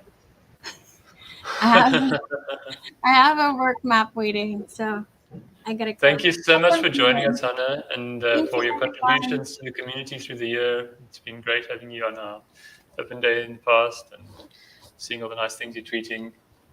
Thank you. See y'all again. Bye. Okay then, bye-bye.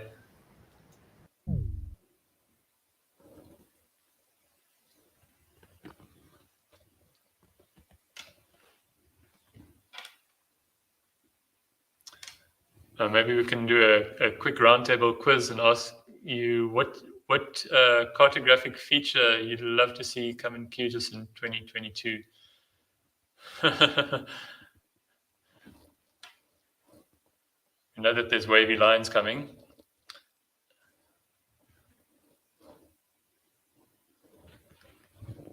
Actually, Tim, there's a lot coming for cartography in 3.24. So there's I'll show you.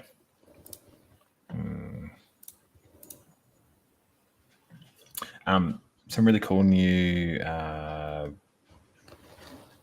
symbol styles. What am I looking for?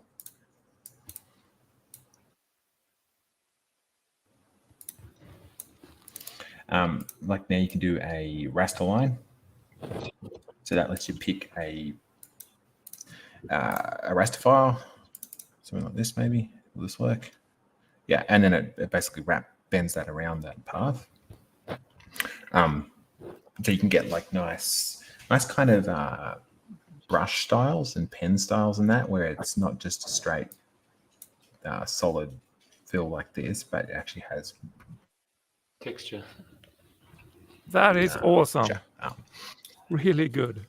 So that's The coming same soon. one with the musical notes example. Is it the same renderer or? Yeah, that's the same renderer. I don't know what else I've got here actually that would demonstrate that well. Yeah, sorry, that's I mean, you could do stupid stuff with it if you really want. You could Sounds like my sweet spot. Doing stupid stuff.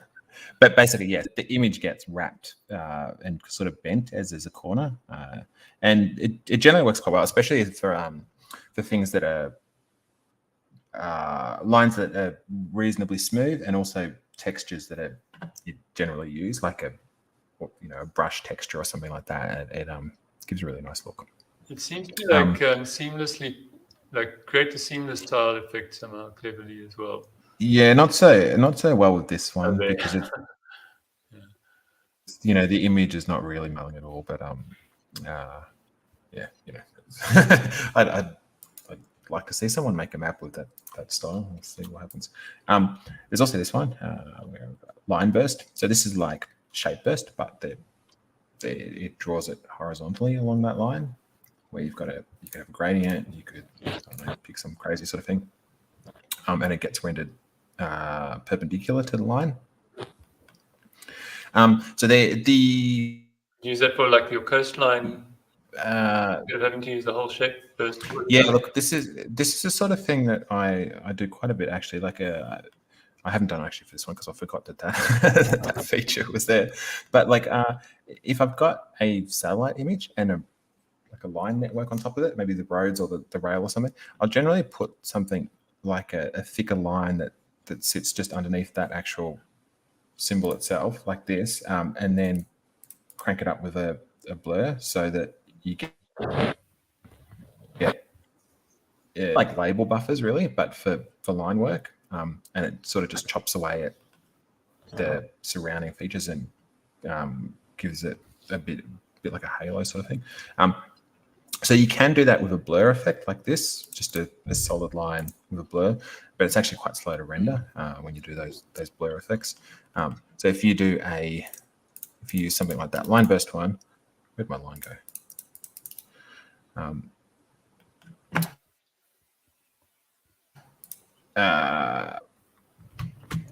You could set up your color ramp there, so it basically does that similar kind of thing, and renders inside out, like in both directions equally.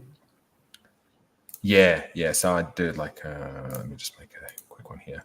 So maybe something like this, where this color is transparent and this color is transparent, and then this is like some gray, some kind of variation on the background color of the map, maybe, and then you'll get. Didn't work very well, but you'll get like that kind of blur thing. Looks horrible like this. Looks like kind of neon, but when you do it on top of like the bright background, then it can be useful. So there's that one. There's a whole bunch of new stuff that's come for like marker lines and such. So there's now options. I'm just trying to remember now. There's been a lot. No. So not marker lines. What am I thinking? I need a polygon layer. go.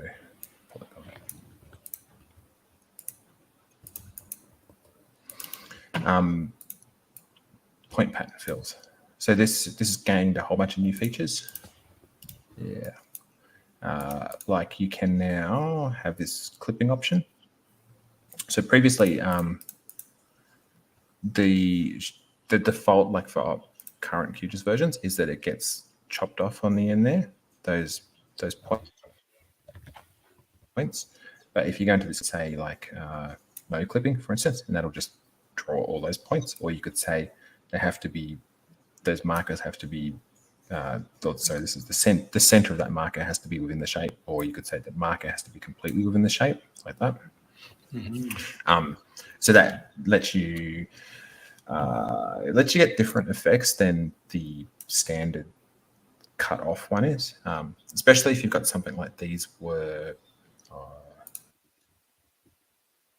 If this was something like a raster, just pick. Yeah, if it was like some sort of rock thing, like that, that's not what you really want, like a chopped off effect on the end there. So I could go in here and I could say either don't clip it and just give me all of them, or maybe just the centroid has to be within that shape, and then these are kind of allowed to fall outside there. So that's all new. There's also you can like angle these patterns now. So you could have like multiple different patterns like this, and then they're different angles for whatever reason. This would be useful if someone wanted to make like a fake sort of halftone effect. But anyway. Klaus made some halftone. Was it you, Klaus, that made some halftones before? There's also this. So now geometry generator. You can also put this randomization in there. So if I've got, let me bump this up a bit. You can put a bit of randomization in there. So this is a bit like the old, or the random marker fill, but random marker fill is completely random. So this one, you might get a whole bunch of stuff here, nothing at the top here, because it's just put that many inside there wherever. But if you do it with that point pattern fill, and you can kind of get a semi-randomize it a bit, and then you get something that's more evenly spread, I guess, but with that random appearance.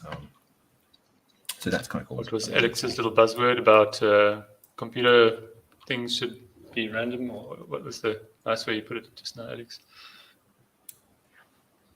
Didn't you say something about your peaks? You said perfection is in computer graphics is imperfection, or something along those lines. It was dopey.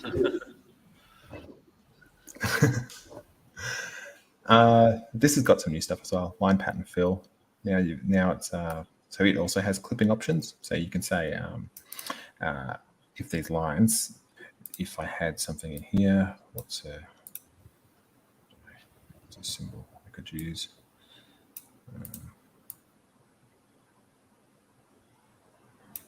Just like that. So line pattern fill. This has got arrows in there. At the moment, the lines basically get drawn and you can't see that arrow. But if I said to clip those lines before they're drawn, then the actual line that's drawn is just the bit that falls inside the shape there. And so we now see that arrowhead come through. So that one also gives us a few more options that weren't previously possible. This new clipping option here. Nice. There's a few other things. What else does there come in? Oh, in that show you this. Like a marker line has got units you can do for percent as well now. So you could say like offset the marker by 50% of the line length, or also, which again can be useful for for symbology that you couldn't get before. How is line pattern fill? How is line pattern fill performing with marker lines now? During the 30-day map challenge, I remember wanting to have a line pattern fill that was interrupted by a symbol at regular intervals, but I found out that something about the rendering was just not working. It was tiling everything for convenience, it seems like. Yeah. So again, historically, what the line pattern fill did was it made a little square image and then filled that square image with the lines and then just tiled that over the polygon, which was done for performance reasons, basically. So instead of drawing a whole bunch of lines, you just draw a few and then tile that pattern. But the problem is that first off, you could get artifacts where you could see the tiling depending on what your line that you've got inside that line pattern fill actually was. But the other thing, and probably the bigger limitation, is that it meant when you took that image and say you put it into a print layout, export it to PDF because you want really high quality and you want to pull it off into Inkscape or Illustrator and do some post processing on it. That was all a big raster, so that those lines couldn't be tweaked and you couldn't actually get in there and say, I want to pick this one up and delete it or shift it around. So now the lines are actually drawn individually as sort of vector objects, well, as like these line symbols. So when you export it, they'll still be vector lines instead of just this big rasterized tiled pattern, and that also means that we don't see those tile boundary artifacts anymore. It still uses the performance pathway when it can, so it still does that tiled box if you've got simple, like just a simple line here, just for performance, but it should work a lot better now. That's excellent news. Wow, thank you. And actually, you can get some really cool stuff now because each of these lines are drawn individually. So I could go in here and I could say, well, this line here, let me just put that back to a simple line. Well, I've got two. Okay, so each of these lines in this line pattern fill can be drawn individually. So if I went in and I did some sort of crazy thing, just, well, that is crazy. So it's, why is it doing that? Stop it. So because each of the lines is being drawn one at a time, now I could say, like, give it a random color, each of those lines. Well, that new wavy thing of yours, wavy line. Yeah. So this works really well now because if I go into a geometry generator, my geometry that I'm rendering here now is actually just that line, not the polygon. So if I put it again into that wave randomized function, I'll change it to millimeters. Well, that's a bit bigger. Nice. So now they're all, they're individually drawn. So they've got their different sort of randomized patterns that we can see there. You get something cool. Kind of looks I was like just going to say, you're making Easter eggs in a festive map. It's like 6 months ago. Yeah, actually, you can do this because you can. Then if I crank this right up, make this really fat, so that they kind of draw on top of each other. And then you could clip it to the polygon, or I need to push this out a bit, I think. So these two numbers here, this is the wavelength. So the wavelength for the individual waves can go between 15 and 25 millimeters, and this is the amplitude range. So if I push this up, I think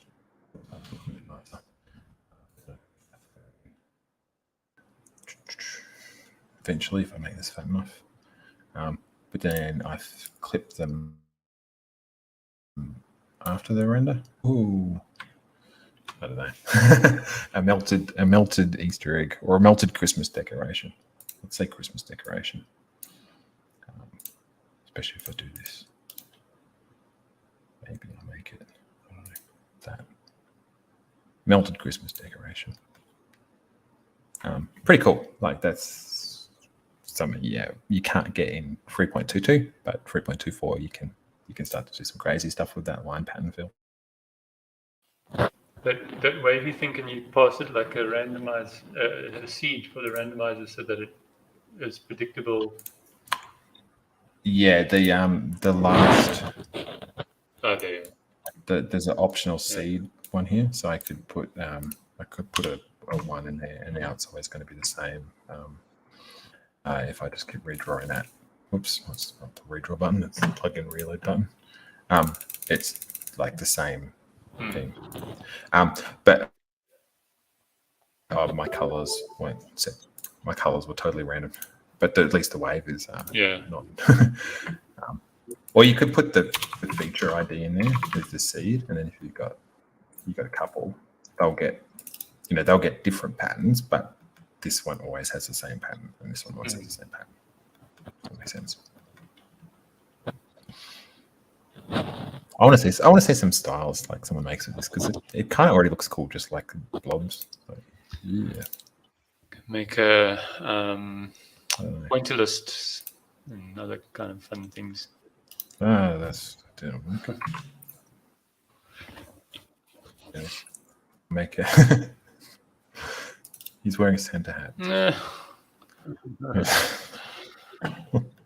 There's my map. Your calling in life. Finals. Cheesy Christmas art. No, it's an NFT. I'll say this. How about if you had to drop some cartography style from QGIS, what would be the first thing out the door? That's a random question. Can I tell you what mine would be? I would get rid of the SVG symbol library and start again from scratch. Oh, like because we can because we can never basically replace this now because of everybody's projects that have got stuff linked to it. Yeah, that's true. And the awkward thing where some of them they've got colors in there and some of them don't, and yeah. I'd probably get rid of this thing. SVG fill. SVG fill. Because you don't really need it. You could just do this point pattern fill and you get a whole bunch of different same options. So you could do point pattern fill with SVG marker. You get the same, same outcome, I guess, but with a whole lot of extra stuff and not, Speaking of the SVG fill, that may be my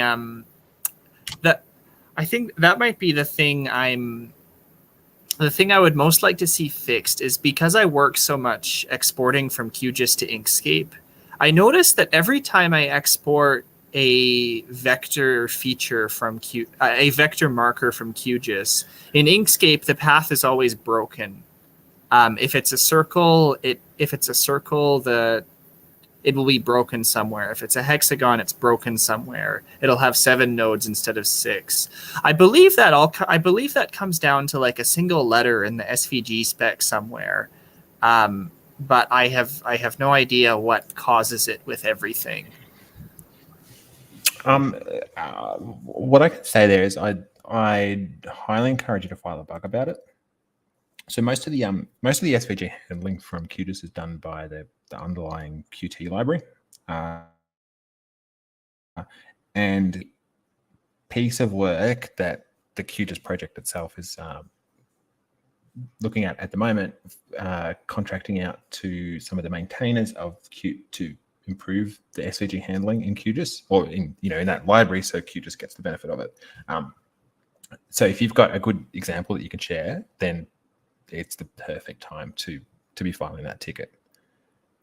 Okay, yeah, that's awesome. I'll put together some convincing pictures. It's usually I've come to rely on symbols where it's just not obvious. So my first wall map actually went to print with every single settlement circle just broken because it's almost imperceptible when it's a circle.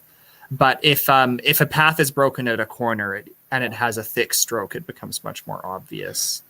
Do you use this, or do you like the SVG export, or do you use this one? I use export as SVG. Yeah. So okay, so this one here, I mean, this has got, I think it still comes up with it. Yeah, this big warning. Oh yeah. I mean, this warning's been there for what, Tim, like 10 years.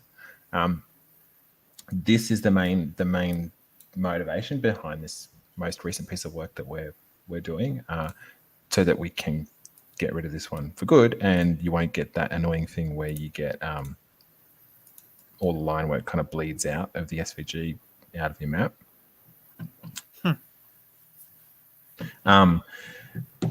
But there is other SVG issues as well that hopefully we can fix. But I would usually suggest right now the best way is always to use a PDF export and then pull the PDF into, say, Inkscape, and then you get a nice high quality vector export, and this is the highest quality export you can get from QGIS, is PDF. Okay, cool. So Yeah, for SVG. whatever reason I've never experimented with it, but that's good to know in the interim.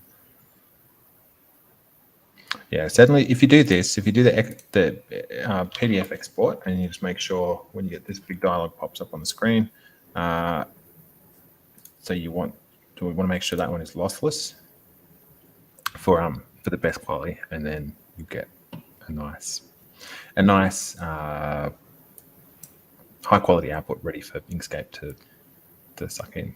Oh yeah. Even these export options look much better featured. Hey, the other thing that you might be interested in is that plugin. This plugin. So this cartography tools plugin. So one thing that this does is it adds a bunch of warnings when you go to export your layout. Like if I have a setting on here, say this thing, to force the whole layout to be rasterized, and I go like this. So these warnings are coming from that plugin. This heads up to say, hey, these settings that you've got set up for your layout, your project, or your export, they'll actually result in a lower quality export. So they're just warnings, like you can just ignore them and say, okay. But if you're after like that sort of production ready output, then these are useful warnings to see. And actually, so this one here says this map one uses a setting transparency, which will mean that whole map has to be rasterized during the export. So you get those kind of heads up warnings as well. Actually, the other thing this does as well, it gives you this button here that you can click to show all the labels that don't fit on your map in red, and then you can turn it off again just from that toolbar there, instead of digging all the way down into here and finding that checkbox for every single map you got. So a good plugin to be aware of for that kind of work. Cool. Wow. Well, this is the awesome thing about being self-taught. You could probably spend 3 full days telling me about things that I was not aware existed with this program. Yeah, I mean, it's really interesting. Like every time I watch a stream like this kind of stream, or one of Tim's sessions that he has about what do you call him, Tim? Road to Nirvana? How to do Road to things the Nirvana. wrong way in QGIS.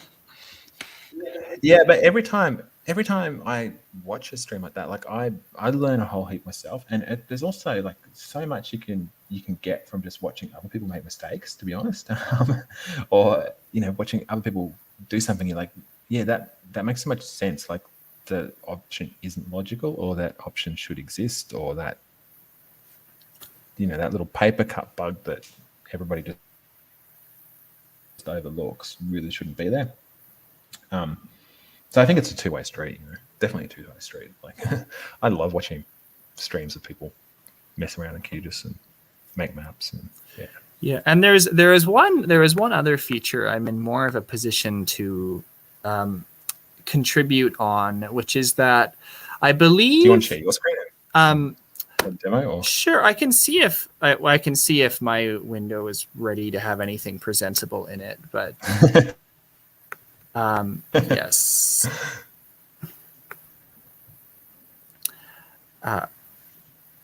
Let's see. Screen 1. Good, now we're recursive. So there is, yeah, here we go. The Transantarctic Mountains are actually a good example of this because they happen to be a landform that is oriented. Gotta think of your directions, Alex. Northwest to southeast. This is a mountain range that happens to be in line with the conventional direction of illumination on a standard GIS hillshade. So I've generated a standard GIS hillshade here, and you can see that it is mostly shading each individual peak while not providing that much of a, while not giving us that good a look at the range just because of the coincidence of how it runs on this map. So I've been experimenting with a more sophisticated hillshade algorithm lately, and so has Esri, because they have, I believe one of their more recent hires has been working quite extensively on a more adaptive, computationally intensive hillshade that can account for regional structure and can create a dynamic lighting direction. But the good news is this guy, I shouldn't say this guy, Charles Prepper now, and this is very, very good work. So I'm really grateful that he's been doing it at all, and even better, has been publishing about it. But he released a fairly long write-up about his methodology in Cartographic Perspectives last year, basically inviting anyone to follow along at home and create their own implementation of this multi-step adaptive hillshade process. So this was good for me because my programming ability is beginner to intermediate. So, but I have a lot of background practically using hillshades for things. So I was really interested in seeing this article, and I took it as a challenge to implement. It's kind of an extension of what Pyramid Shader does. If anyone here is familiar with Pyramid Shader, which is a slightly simpler program that tries to generalize terrain features in order to create more regional scale shadows for zoomed out maps. That's another whimsical thing, is I always forget the difference between high scale and low scale because they're backwards. Anyway, so this is a really interesting publicly accessible article. The journal is Cartographic Perspectives. It's put out by the North American professional organization NACIS. This is a really cool read. I have pretty much fully implemented it in Python, which was fun for me to do. I would doubt that this is the most efficient possible implementation, but it generally does what I want it to. And the final result of a hillshade like this, if I can, I will now turn off the basic hillshade here. And now it'll take a while to load so I can keep talking. But the final result is that this algorithm is able to detect that the Transantarctic Mountains are, here we go, are a landform that happen to be in line with the normal direction of illumination. The algorithm is able to account for that by locally kinking the source of illumination 90 degrees. And what you get is a more generalized shadow running along the bottom of the whole range while preserving the same local detail that you get from the conventional hillshade. And this method it's cool if you're comparing them both up close, but it pays off, especially when you zoom out, when you're creating a regional scale map, because the biggest issue with a simple GIS hillshade is that it really brings out fine detail and local slope, which is often not what you want when you're trying to evaluate a larger landform or a system of landforms. So you can see I'm switching through these hillshades over and over again. So everyone who wants to compare them can look at them until they get sick of seeing them blinking back and forth. But you can see, you can really see how this generalization and variable direction all pays off in this particular situation. So because this is something I have already entirely written, I would be happy to turn it over to anyone who wants to try making it work in QGIS. Unfortunately, I don't know the first thing about plugin development, although by having a script that works at all, I suppose I'm some of the way there. But yeah, this is a really cool feature. It was really good. It was really good of the developer to publish such a detailed methodology about it, and that is that would be something that I think would be cool to give more people the opportunity to play with. Alex, does that generate a new file when you run it at the moment? Is it like a command line tool? It does generate a new file. I am sort of a command line illiterate Windows user, so I'm just using Spider for all of my Python needs. Hey, what I'd encourage you to do there is there's a plugin already. It's a rain shading plugin called. Yep. So I would suggest finding the homepage for that and the issue tracker, and then posting your code on there as a suggestion of like, hey, have you come across this before? I've written up this technique and it's good. Here's my code, and see if the person behind that plugin is interested in adding that technique as an additional one to their, the tools offered by that plugin. Then you can sidestep that whole thing of like having to start your own plugin, and obviously, it's kind of benefits in teaming up with somebody else. So many benefits of teaming up with somebody else from yourself, from an end user's perspective in that. And I think that looks like a perfect fit as another tool for that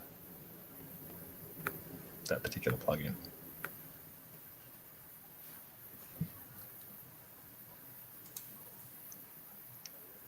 So yeah, that's what I'd suggest. And if you have no luck, then that's when you'd be like, okay, well maybe I'll learn QGIS plugin development myself, or put a call out on Twitter for someone else to take this code and run with it. Cool. Well, this has been really fun. If anyone else is eager to cut in with their number one most wanted cartographic feature, they can feel free. This isn't the first time we've discussed this, is it, Alex? I think I know. Yeah, it was for the hillshade, but for like wanted cartographic features. Yeah, it was good of you. It was good of you to ask me that. I know you got a hold of me a while ago, but it just made me think like, oh, I don't know what I can come up with off the top of my head. I better spend the next few months every time I actually encounter something being like, oh, now I got to write that down. Yeah, I mean, it's funny, but like I again come back to the definitely file feature requests. Feature requests are a bit of a funny beast because you get so many of them come into the project, and like a lot of them you look at it and you're like, that's that is narrow appeal or a dumb idea or whatever, and they kind of just sit in that bucket forever. But then on the other hand, sometimes you get some people who just you see the maps that they're making in QGIS, and you're like, hey, this person, if they're making those maps and they're saying this is a good idea, then I should pay attention to that. And a lot of the really nice stuff in QGIS cartographies come from that kind of situation. Especially, actually, there's a QGIS developer in NIRVN, Nervin, Matteo Pellerin. He's hanging out, and he started off chat, like by when. the way. Oh, okay. Well, here's a shout out to him. So he kind of started off in that situation where he kept making these beautiful maps in QGIS, and then he started filing all these feature requests of like, here's how I could make my maps better using QGIS. And he kept coming up with these great ideas. Like it was like every idea that he kind of filed was like, oh yeah, that's we need to do that. Yeah. And now he's actually like the happy ending to the story is like now he's one of the most active QGIS developers. So he got sucked into the blob. And, yeah. So hey, Alex, in 5 years' time, you could be one of the most active QGIS developers too. Wow. We'll see. We'll see how far I get with that stuff. Oh, I have 2 more. I just remembered to write down. This one should be really simple because I write expressions for it all the time. But I think ideally there should just be a checkbox for it. Labels being rotated to the degree grid. I do this in almost every project because it's so often it makes things line up better and it's fun and it looks cool. Originally I just tried to reverse engineer every projection I was using. Like for Antarctica, it's so easy because it's just you just have to set the label rotation to the X coordinate of the point you're using. For more complicated projections, I realized you can actually do it with geometry generators.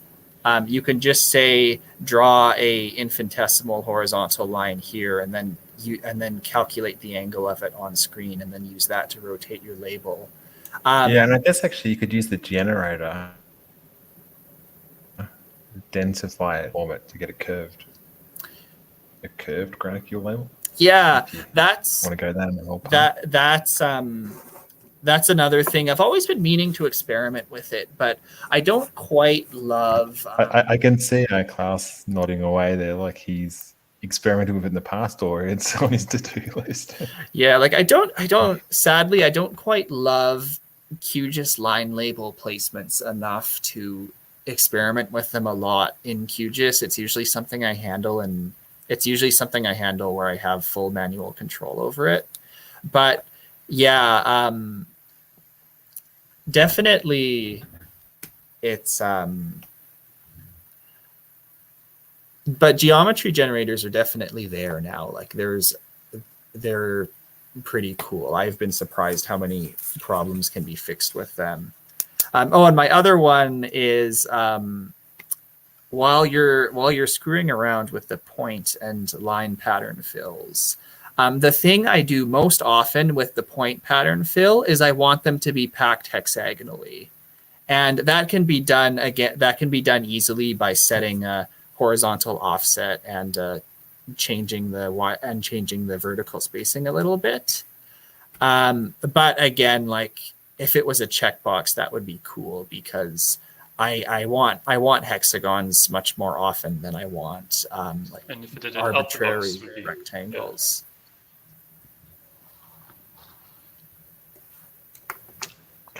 One line of math. Yes, this is. I know this all has to be done with due process. I make a fair few Wikipedia contributions, so I'm aware that every open source project is underpinned by a massive behind the scenes administrative structure that most end users are lucky to never think about. Yeah, I mean that's a I don't know how I feel about that. I wouldn't say there's a massive bureaucracy to go through to get code into QGIS. Like if it's a good piece of a good functionality that's got broad appeal, then it's rare that someone will stand in the way, assuming the code's all up to scratch. Oh, then that is very different from Wikipedia. I apologize for the comparison. Yeah, but maybe it is good to like mention the bottlenecks is that we've got 1 or 2 reviewers, Nyall and a couple of other guys, and Well, it's hard to recruit new yeah, I mean, the reviewers biggest, because there's such a specialist knowledge needed. I guess that the biggest hurdle really is if you don't have the coding background to do it yourself, then ultimately what you're doing is you're asking somebody else to do it for you. So that kind of comes with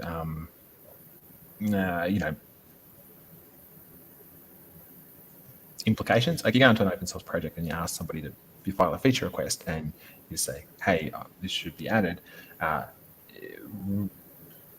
Most of the time, predominantly, you're basically asking somebody else to volunteer their time to do that for you. So you're saying, can you spend your time outside of your work hours to do something for me? Sometimes it works. Like again, if it's such a great idea that people will see it and be like, yeah, that makes so much sense. That would actually, that would make my life easier if I did that. That should be added. If it's something that's trivial, like if it's like, I could fix this in 5 minutes and do some good for somebody else, sort of pay it forward or whatever you want to call it. Like, then it might get fixed. If it falls outside of those 2 things, and it's just like that's a fairly big job. I'm never going to use it myself. Yeah. Then you got to get into that question of like, how do you actually motivate you to do that work for you? And there's a few ways you can do that. So one is basically the crudest way is you pay them. It's society's way to motivate people to do work that you want them to do. But you can also there is other ways. Like, so one way is you can kind of build up credit with the unofficial credit with a project by contributing ways that you can. So that can be things like if you're in there responding to the tickets and sort of helping out users and that sort of stuff, and like contributing to documentation, that you kind of build that history and that level of kudos, I guess, in the project. And then when you to turn around and say, hey, now I'd like to see something added, people might be like, well, this person's actually made my life easier by their contributions and by their the documentation and all this other kind of things. So yeah, I'm going to pay them back, I guess, by spending my time doing that code for them. And you also see that as well, like the people who are kind of on Twitter making great maps for QGIS and kind of talking it up and really doing that marketing side of things. They're kind of building up that kudos as well, and generally get quite good response again when they turn around and they say, hey, can you do something for me?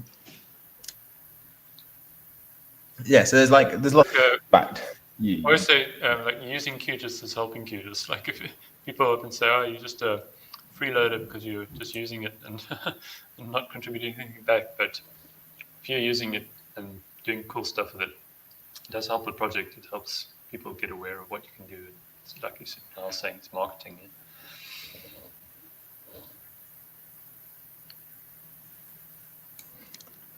Hey Tim, it's getting pretty late here. Yep. I don't know if it's time to call. Well, you post your maps on the GitHub issue tracker. We're going to be. I'd love to see if anyone's got some more that they want to quickly show off before the end. Should we do a quick whip around, Charlie? Busy exporting animation, but okay. Yeah. Okay, we'll come back to you in a second. Can show what it looks like underneath the loading bar. Okay.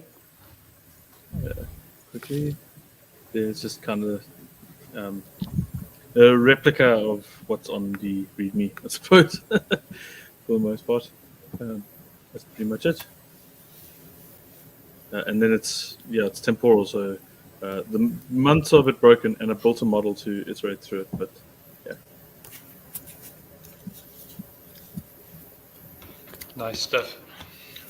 I look forward to seeing your animated map on the issue tracker. Vicky, did you manage to get any further?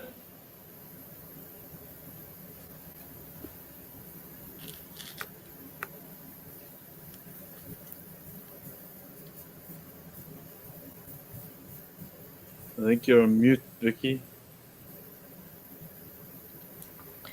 So I couldn't find the lighthouse data to add my little sea monsters on them, but so this I ended up just making a simple sort of old world looking map that I really like. So this is it so far.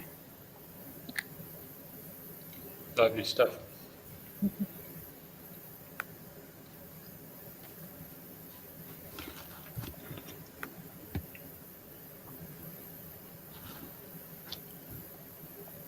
And, I think that's it because Lysandra is busy coding away in the background, and I've been chatting and not mapping.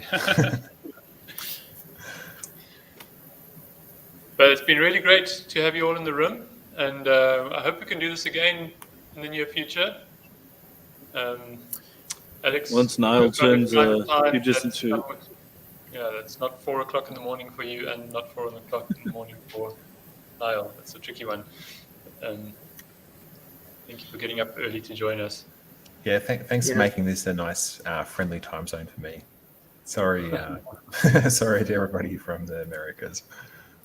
Oh no! I just don't think of it that way. Just imagine how much more enthusiastic I'll be for any other time slot. Charlie, you were trying to say something?